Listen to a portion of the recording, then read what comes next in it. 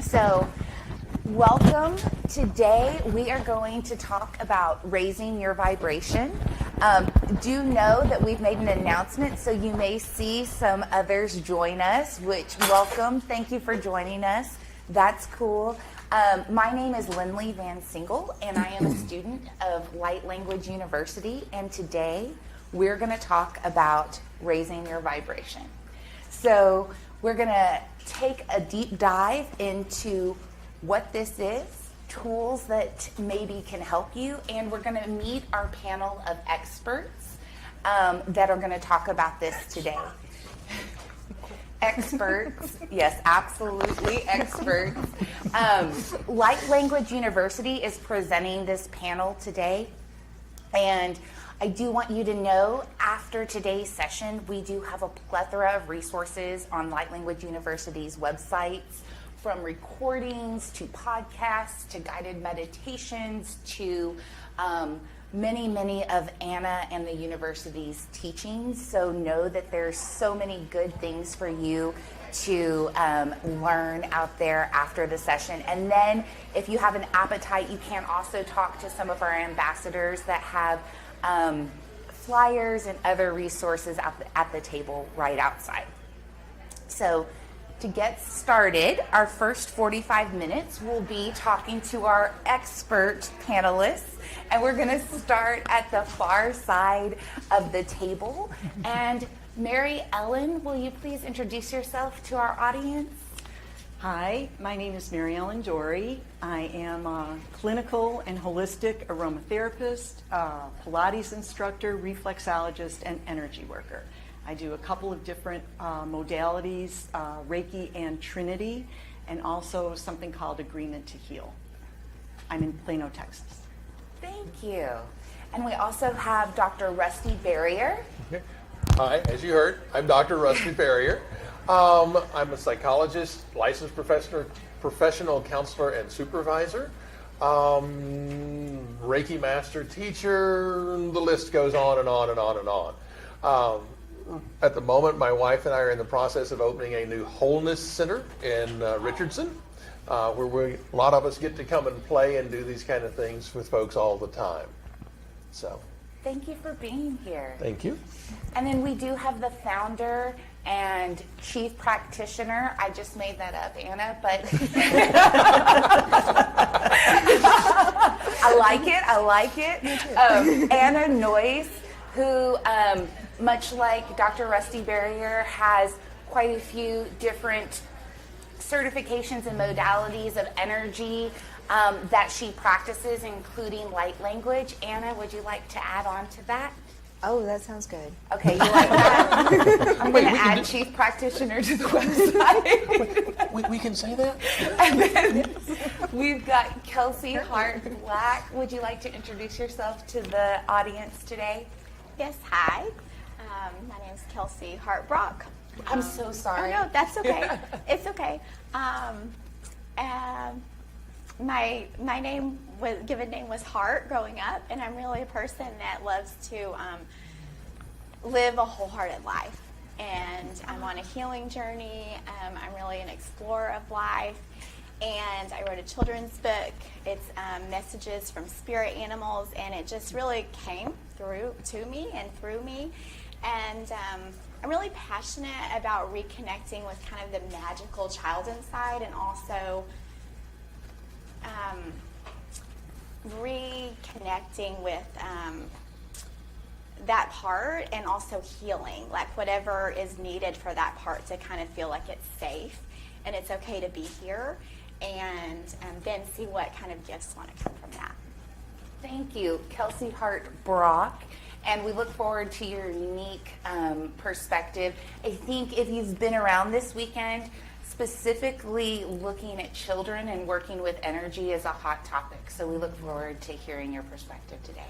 And then we've got Dr. Paul Hubbard. We've been through this. So I did practice saying all the names, but then the vibe raised, which we're going to talk about, got energy drunk, and it just went off. It just all went out the window. So, Dr. Paul Hubbard, welcome. Would you like to introduce yourself to our audience?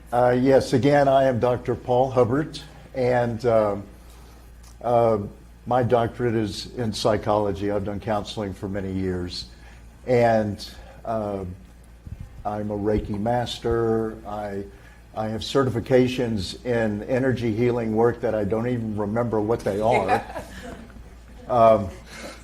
And my passion today is about working with sound and the healing power of sound, the vibrational raising essence and energy of sound. And I've created, as of around 2000, a program which is known as holographic sound healing, and that's where my greatest focus is now. Thank you so much. You're welcome. So let's jump in. I think that most of us have heard good vibes only, raise the vibe. Today, talking about raising your vibration, I'd like to ask the panel, what does raise your vibration mean to you? And we're going to start with Mary Ellen, and I'd love to hear all of your thoughts. So I think about vibration. Everything has a vibration, and when you are in alignment with a particular person's vibration, or it can be a plant, an animal, a dress, whatever, when you connect energetically with someone or something, it either brings you a feeling of comfort or knowing, or it gives you the feeling of, I got to run away now. And you can raise your vibration with food. They talk about, you often hear people say, eat from the rainbow, because the wisdom behind that is that the energetics of the plants, the colors of the plants, really bring you an elevated vibration. So, the eating of processed foods as an example of poor vibration or low vibration. Processed foods are really low vibration. And so that's just one example. Since I'm an aromatherapist, I have a real affinity for plants. The morphology is the study of plants, and every plant part is distilled, and each distillation of those plant parts to create an essential oil provides with it some specific characteristics. So, for example, a plant that is produced from the roots will give you a feeling of anchorage and support. And if you're feeling unsupported, if you're feeling unsafe or ungrounded, if you're recovering from trauma, I would go to plants like vetiver, angelica, ginger, ply, those kinds of plants. If you are dealing with change management, if you're relocating either physically or emotionally, I would go to a seed plant, something that was distilled from the seeds, because the seeds are all about nourishment, and they're about, you think of a seed and it disperses. And it also creates dormancy when there's unfavorable conditions for the plant. And so if you are needing transformational energy, I would use things like carrot seed or cardamom or nutmeg or fennel. The trunk or the bark of plants, the outermost layers of the plant, of the tree, but it can also be branches of a bush as well. Those are related to skeletal support. So if you are needing growth or biomechanical support, you need protection, or you feel very vulnerable, that's when I would go to sandalwood, siam wood, palo santo, agarwood, all those things that are distilled from those roots or the heartwood of the tree. And leaf, grass, and needles are all about expansion. So if you think about what a leaf does, right? It's like photosynthesis, it's plant alchemy in action. and it's about respiration and transportation. So in those situations, when you need help with respiration concerns, respiratory issues, you have to integrate new information, especially emotionally, and you need some transformation or expansion, that's when I go to essential oils like patchouli, eucalyptus, pinyon pine, geranium. There's lots of them. The flowers are the magical and sacred plants part. And they're the first mandala, right? Think of a rose. That's your mandala right there. So that's the reproductive system. They're the pollinators, and I use them when you need unconditional love, acceptance of self, unconditional love for yourself, and connection to others. So oils like jasmine, neroli, rose, lavender, helichrysum, clove bud. Clove bud is very interesting because if you have a broken heart, clove bud actually numbs that broken heart. Fruits and berries act very much like the flowers. They protect, the fruits protect the seeds. And when people need purification, cleansing, releasing, especially emotionally, protection, or a sense of hopelessness, they're despondent or disconnected, that's when I go to things like black pepper and mastic, pimento berry, and juniper berry. Juniper berry is very interesting because I learned it as being the roto-rooter of all the essential oils. Whenever you need to really get in and clean something, that's when I go to juniper berry. So what I do for all my practitioner friends is I make them a little blend for their aura protection. And myself, in between clients, I just do my aura with the juniper berry. Thank you so much, Mary Ellen. So that's some real... Can I just finish one more, and then I promise I'll stop? Okay, and finally, resins. And resins are the blood of the tree. So that's frankincense, myrrh, opoponyx, which is sweet myrrh. So that really protects the plant and heals it, and it's especially great for psychic trauma.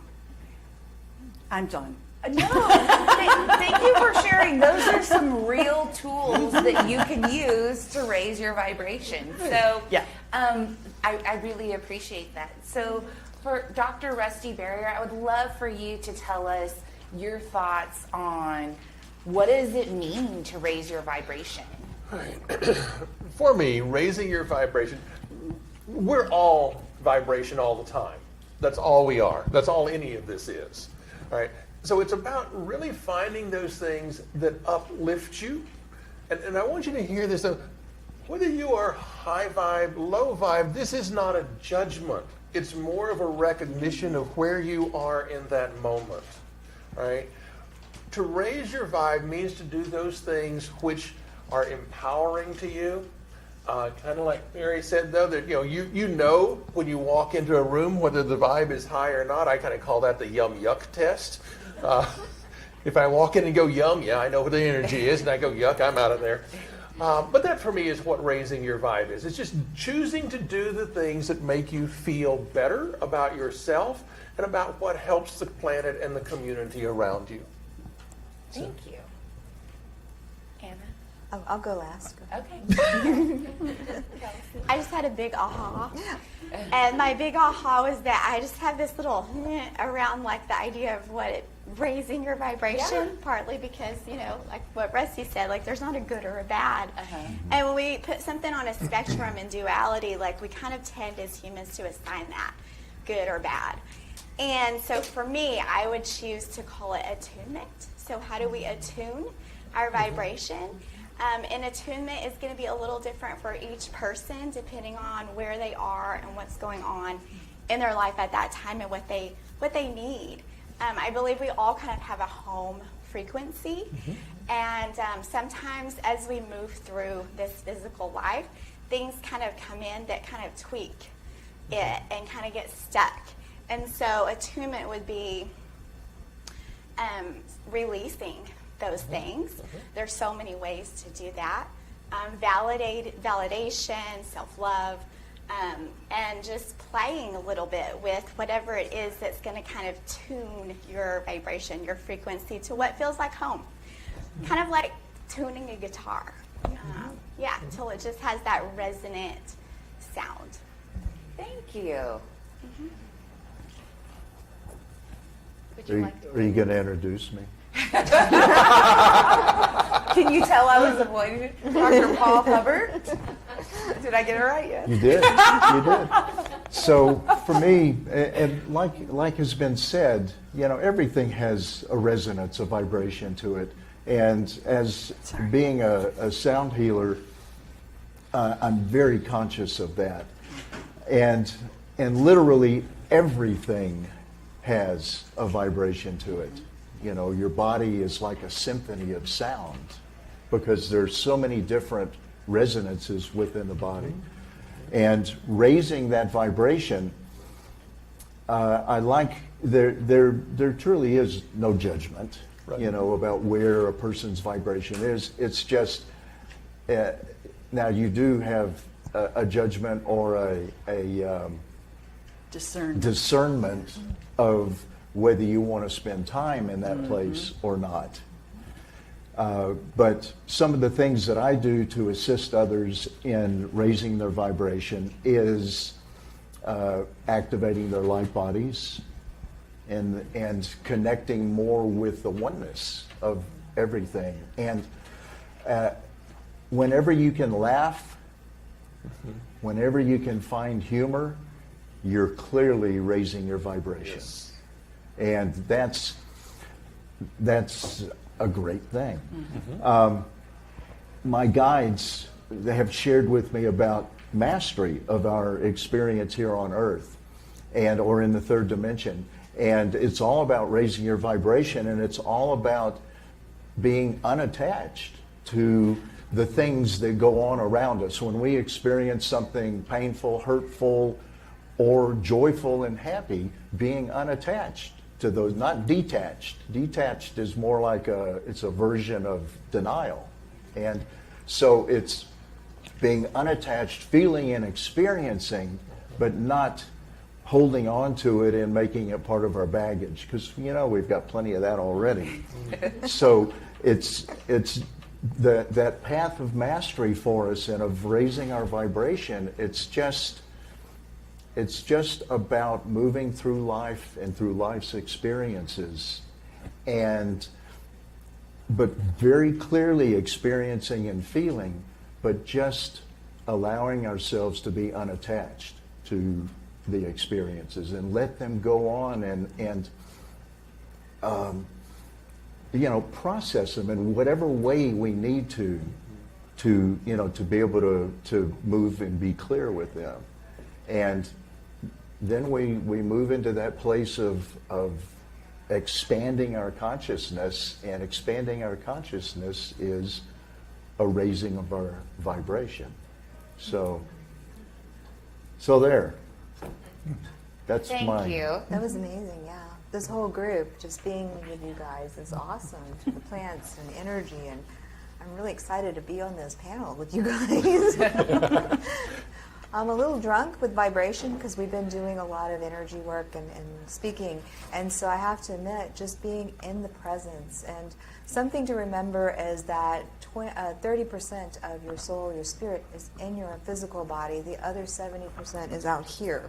So you can see how we're overlapping, and just by us sharing, or look at you, you're sharing this frequency with each other, and you're raising it. So being in the sunshine, doing something happy, enjoying something you love, and sharing that, you're raising your frequency, and you're helping others. And so I think what I want to add to that is that when you walk out of here today, you are going to be affecting everyone. And what you are putting in or thinking is going out in the field and sharing that. So I think it's really important to be conscious of that. So I'm just going to bask in everybody's energy. Thank you. Just get a little drunker. I was going to say, I could have started this out energy drunk. Hey, energy drunk doesn't give you a hangover. Yeah, That is true. You can still drive. let's hope not. So Mary Ellen actually kick-started my next topic, which was how can I raise my vibration, right? And you each have so many different tools and modalities. I didn't get to take notes, but I did write about resin from you because I think that that's just one of the many tools. So if we're asking how can I raise my vibration, can I have each of you give a few tips or thoughts on that? Sure. Where are we starting? Yes. Okay. We're gonna snake back. Yes. Go ahead. Okay. Things you can use. All of us have tons of tools that we can talk to you about. Sound, aroma, everything. Mine that I love the most is breath work, because the breath is kind of like the cosmic colonic that you were talking about a while ago. Our Roto-Rooter, it just clears you out very quickly. But there's some very simple tools that you can use every day to raise your vibration, and more importantly, to hold the vibration once you raise it. All right? It's not that difficult to raise a little bit. It is relatively difficult to stay there in the third dimension. But the very best for me is called gratitude. So when you wake up every morning, you look around, what are the things that I am grateful for in my life? You know, some days, I'll admit, you may have to look a little harder than others. But it starts with your thoughts in maintaining your vibe. What are you putting into this thing? Are you watching the news? Are you reading all the garbage on the internet? What are you putting into your mind? If you're putting in positive things, positive thoughts, you're looking around to see what is it that brings me joy. Paul said laughter. When you find something that makes you laugh, you're holding your vibe and raising it higher. So for me, those are some of the very simple things that can be used aside from the tools that we'll be talking about as well. Mine is light. I work with light energy at Light Language University, but everything is light. Everything's sound, everything's vibration. So it's all a conglomerate of everything. But if you, and I hear a lot of people, how many light workers do we have in here? And so we have, okay, thank you. Because it's true. We actually, every one of you is a light worker. Every one of you is connected. And every one of you have the ability. And how many clairvoyants do we have? Okay. Well, every one of you are. Because if you daydream, or if you remember what you had yesterday and we think in pictures, you are clairvoyant. And if you can hear your sound of your voice inside of you, or when you think, I know I read silently, I can hear my voice, or I hear my mom talking to me, or my husband, or kids, you are clairvoyant. You're picking up those energies, and you're already starting to translate them. So I think it's really important, and one of the tools that I like to use is bringing light from the crown up from the soul star and bringing it down through the chakras. And by the way, I can charge you $250 to do your chakras, or you can do it free and just bring that light, because gold light is source energy, white light is purity. And when you mix the two together, which is sunlight, and you bring it through those chakras, it does the work for you. Thank you. For me, I would say it's play. So, like maybe making a list of 20 things that would just be fun to do, would just light you up. And there's no condition. You're not trying to even, like you actually even have to take off the condition that you're trying to do anything, because it's like restoring yourself to this innocence of a child. And so recently I found some tadpoles at the nature preserve. And so I just let myself begin wonder of these tadpoles and what would a child do with these tadpoles? And it was just so fun. And I would just also add nature, because being in nature kind of helps us to find that attunement, kind of things just kind of fall away, and all of a sudden we're in a little bit more coherence without as much kind of work or effort on our part, because nature assists us with that. And for me, in talking about food and the things that we eat, we don't always have the opportunity to have top of the line perfect food to eat. So no matter where it comes from, I bless and I energize my food. And that raises the vibration of it. I don't care what restaurant I'm in, I'm going to bless and energize my food. And so that's just a really simple thing that, it's like garbage in, garbage out. Right. So if you're putting good stuff in, you're going to raise your vibration. So that's one of the things that I do virtually every time I eat. And there are occasions where I forget, and it's like, oh no, and then I'll just bless my stomach. And another thing is about gratitude. You mentioned gratitude. That is like key. Anytime you feel yourself, I practice a sense of gratitude every morning as part of my routine. And this is something that you can do anytime, any day. If things are weird, if you're in traffic, which is always weird, go to that place of gratitude and it will just will shift things so quickly. And if you find yourself continually going back, do some forgiveness work. Mm-hmm. Find somebody to forgive, and it will shift your vibration. It will raise things and help you to move into a place, a sense of greater balance. You'll just be more comfortable in your body, And I think that's I think a lot of what we want is we just want to be comfortable in our bodies, in our skin. And be happy, don't worry, be happy,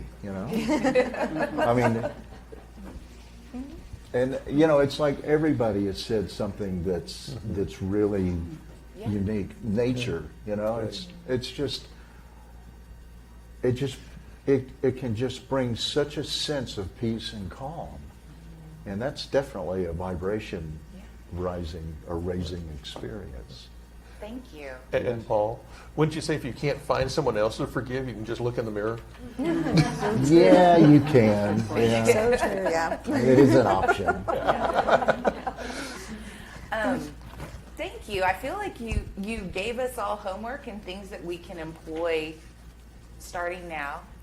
I guess my follow-up question would be, and I'd love to toss this out to Mary Ellen, I'm practicing gratitude, I'm going into nature, I'm blessing the intake. How do I know I'm doing it right? Well, I think if you feel at peace, if you feel comfortable in your own skin, you're doing it right. and your intention. It's Exactly. simple. It's not like there's not a very specific way to do it. You just set your intention and know that this is what you're doing, and don't complicate it. Just keep it simple. Mm-hmm. I love it. Keep it simple. I'd love for one of you to take this question. What is ascension flu and a healing crisis? Can you talk to us about that? Go for it, Anna. Oh, I noticed you pointed at me. When you do a lot of energy work sometimes and you purge, sometimes your body is not ready to hold the light or the energy or the frequencies, and sometimes you'll feel like you're sick or you have the flu or you'll need to go to the restroom a couple more times. But drinking water, relaxing, allowing it. But what a great experience to allow that stuff to come out that is holding you down and keeping you stuck. So that's what I would say. And healing crisis, for me, when you're having work done on you, for instance, and working in a specific area, if the whole system isn't taken care of in that process, and let's say you're having work done on your liver, but your digestive and intestines aren't being attended to as well, then the liver dumps a bunch of stuff into the rest of your body, and all of a sudden it goes into chaos because it's not ready for it. And so whenever you're getting work done, it's really important that the person doing it is attending to your entire body system. And that helps to avoid a healing crisis. Right. For me, a healing crisis is really just a rebalancing a lot of times of your system. You've brought the vibe up, you've brought the light in, whatever. And as Paul said, you might have an area that you didn't realize it was hitting, actually. And so that issue comes up. Really, sometimes they happen, they don't have to. No, they You know, don't. they don't have to. I always say with ease and grace. Yes. Yes. Yeah. Yeah. Yeah. You know, I've done those healing crises. I don't like them. I No. prefer not to. I've had some dramatic We do. ones. I don't like them either. That's called ascension. I like it. I like You it. can call it whatever you like. I don't like it. Ascension too can be easy. Yeah, exactly. Ease and grace. So you've each practiced, aided in healing, raising the vibration, whether it's children, adults, people. I would love to hear a story that you've had with yourself or others that you witnessed, or what it looked like to see someone raise their vibration, and what that looks, feels like, and what the results can be. And I'm going to start with Kelsey, and we'll hop around. Okay. So I actually started a learning community 3 years ago, and we had 30 kids, ages 4 through 18. And there was, I worked with the younger kids, and there was one little boy, and he had a lot of energy, a lot of emotional energy sometimes. And sometimes, you know, as you know, like kids get into it and they play really well, or they don't. And it brings up a lot of stuff. And so this little boy comes to me, and he was really upset.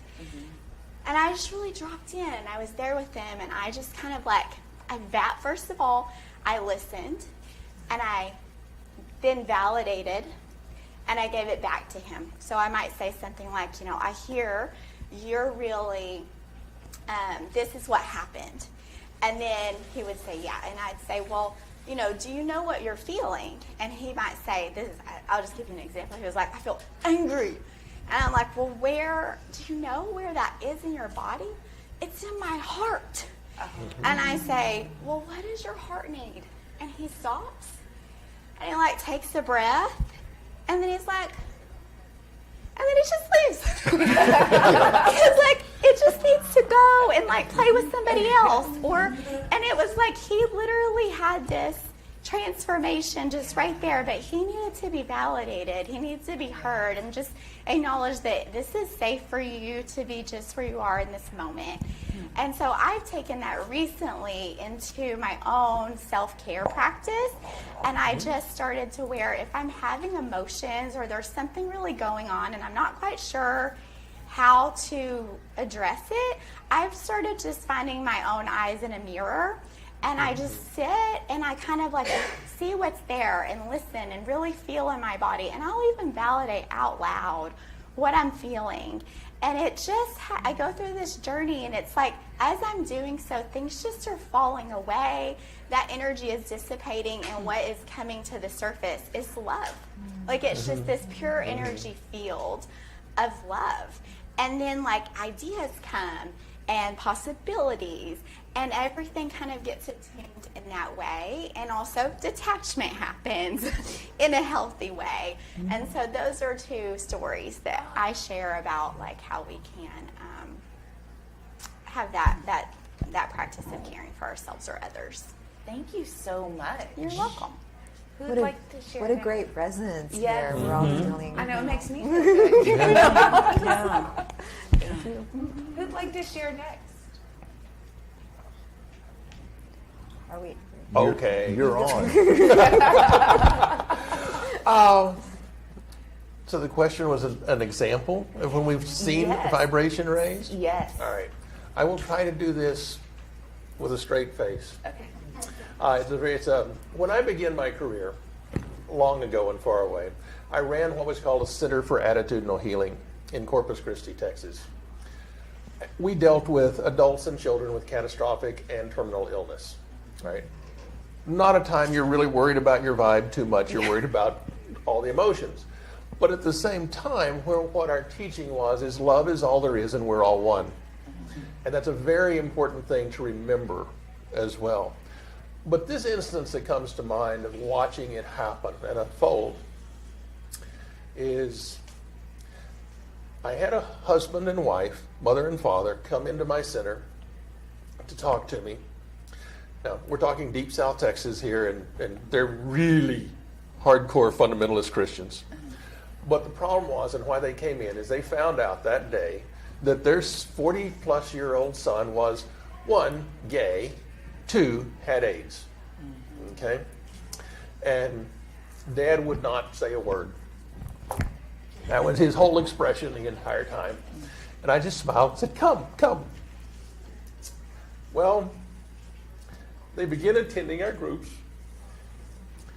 And the first thing I noticed is Bud, that was the dad's name, suddenly became our welcome committee. He wanted everyone to know how much this place meant. Then, there was the night that for whatever the reason in the group I was running, I opened a channel and basically was saying, beseeching, if there's something you need to say it now. Say it now. 2 days later, the mom called me and she said, I want to tell you something. Okay, sure, cool. And she says, Marvin called us today. That was the son. And she said, Bud was pacing while I was talking to him. Pacing, pacing, pacing. And she finally said, I think your dad wants to talk to you. He took the phone.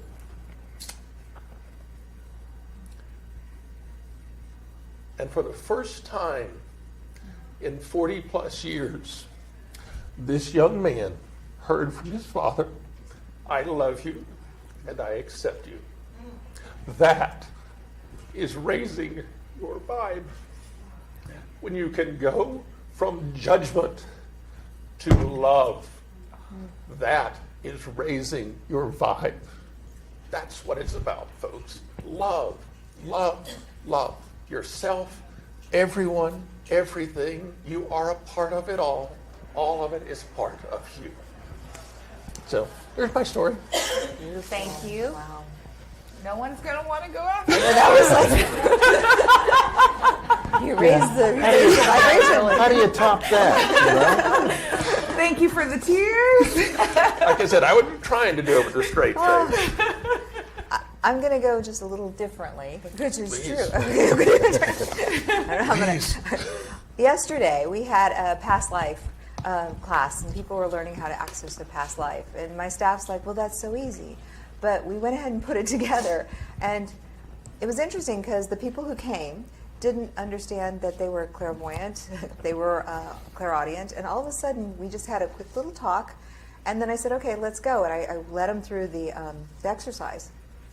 Well, 10 minutes is all I gave them. Within 10 minutes, 8 minutes, all of their eyes pop open. 1, 2, 3, I was going, oh, okay, I guess something happened. So we finish, and I ask them, well, what happened? Well, not only did they have past lives, they went past, present, parallel, and future, and they had like 6 or 7. So we were having these conversations, they were validating each other, and the energy was this aha moment, oh my gosh, we're connected. We're connected. We can do this.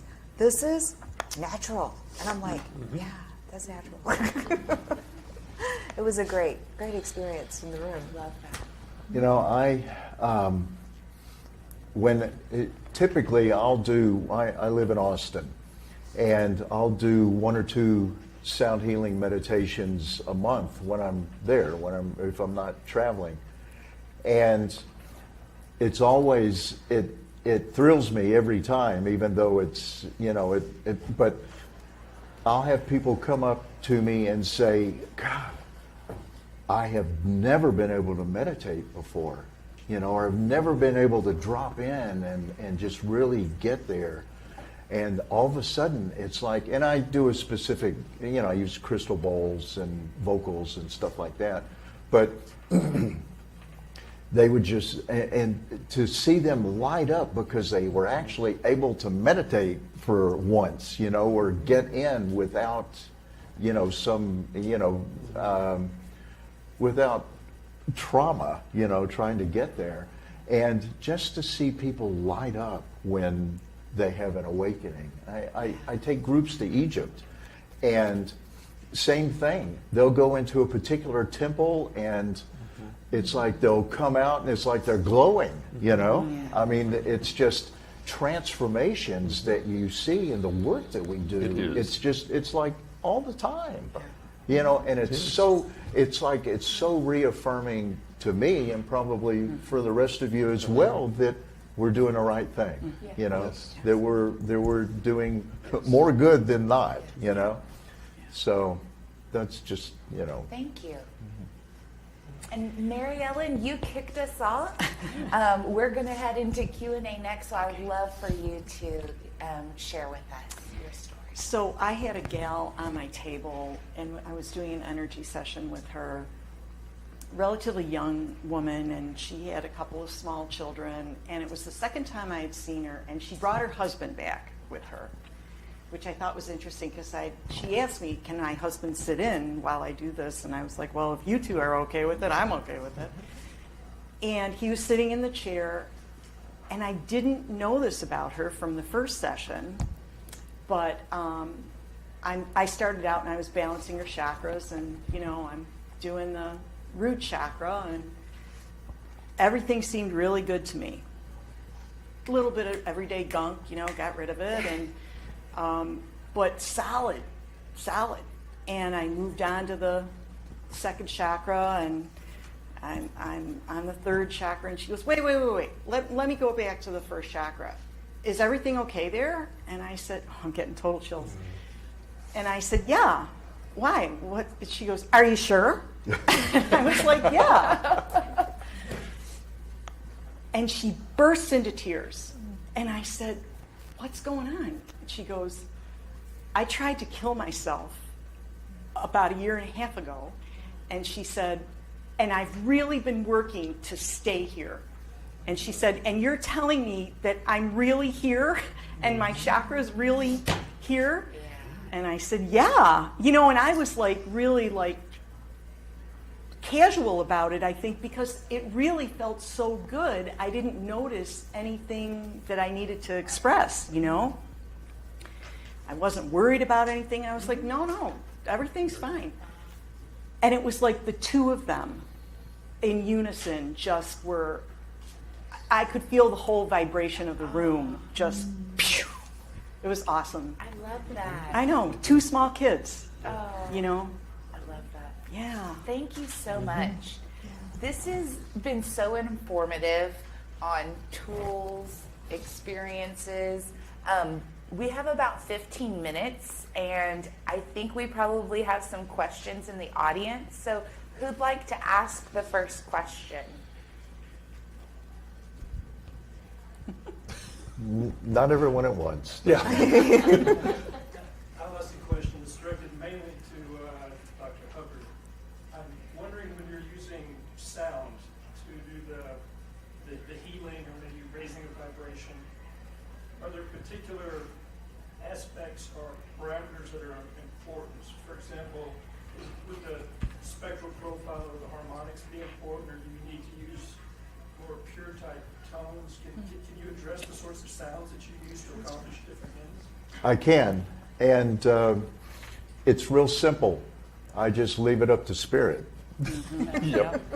I don't know what's going to come through, and I don't know what's going to be best for you. Right. So I tap in, working with your higher conscious, your guides, my guides, whatever other masters that might be working with us, and they bring through the vibration.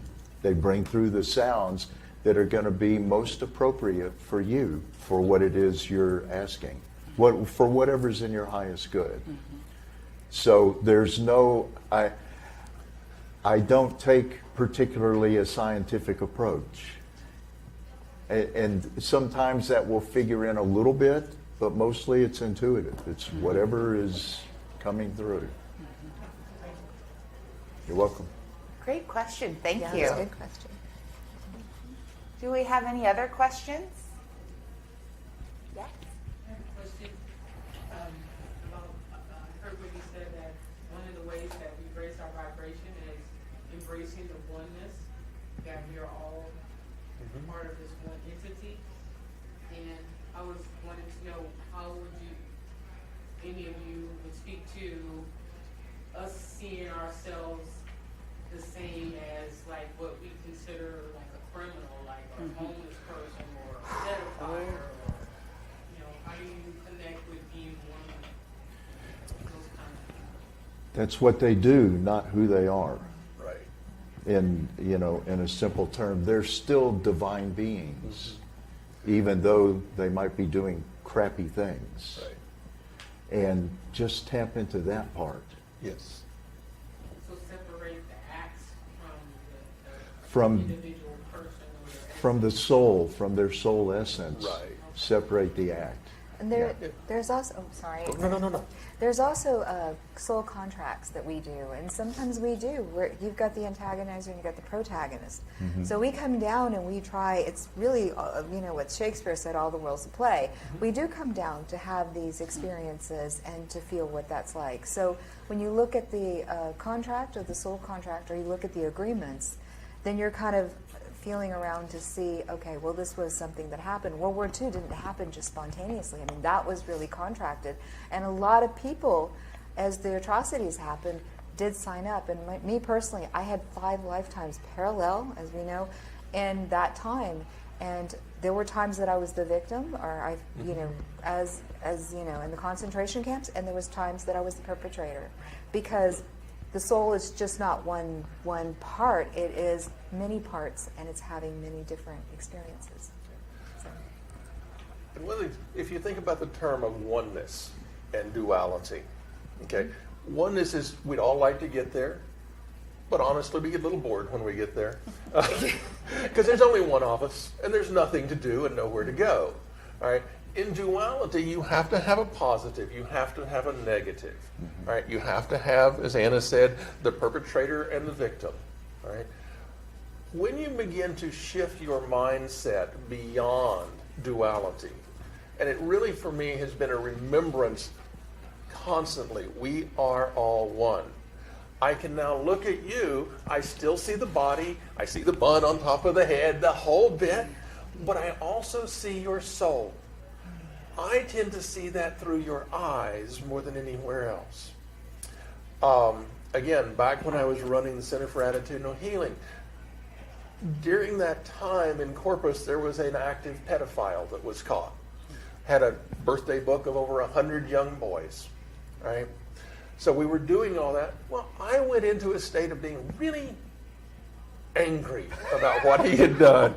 Because I was out there in the community finding these boys, bringing them, helping them get therapy.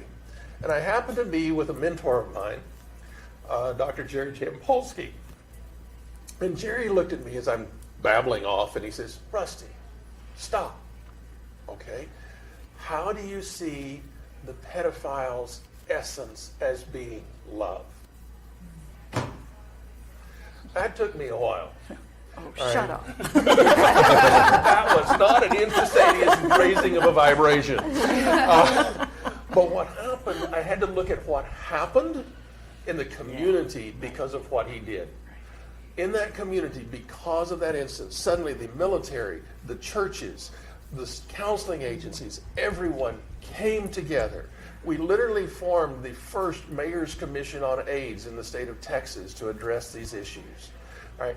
The schools begin to talk about pedophilia, how to protect yourself, what do you need to do if you're actively sexual.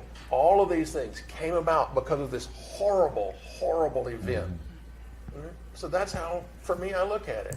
How is the essence of that person still loved, as Paul said, in spite of what their behavior?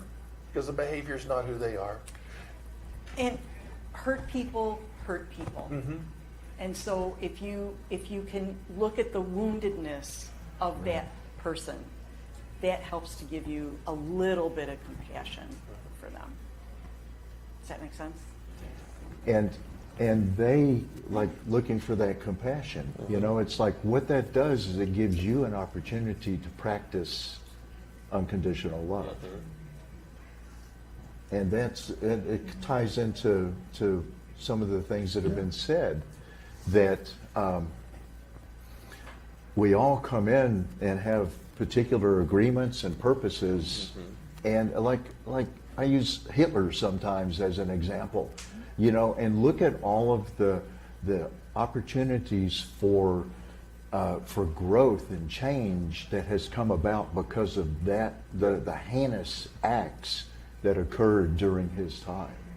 I mean, it's like everything. It all has potential for us to grow and to learn and to raise our vibration and move through our own stuff.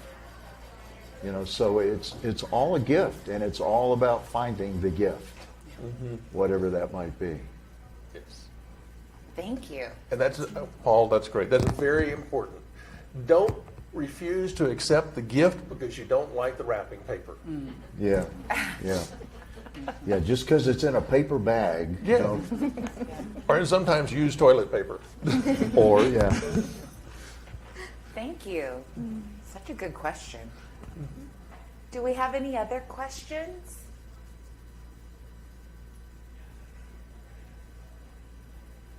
Dun, dun, dun, dun, dun, dun, dun. So, I knew it. Go ahead. Dr. Paul, with the sound bowls, they have different shapes, sizes, diameter, and things of that nature. Some individuals are more sensitive to the high-pitched sound and vibrations, things of that nature. Do you have like a suggestion as far as what particular size would be applicable for a person who's more sensitive? They like the energy, but just the sound is a little bit too high. Too harsh. Yeah, too harsh. Yeah. Well, and I understand that. Some of the higher pitch bowls, they start to grate. They can grate on me too. So use a lower tone and go with a little bit larger, and I don't mean like big, just typically like if you go with a 9-inch bowl, you can get a nice lower and middle tone through that size of a bowl. 9, 10-inch, 8-inch, you're starting to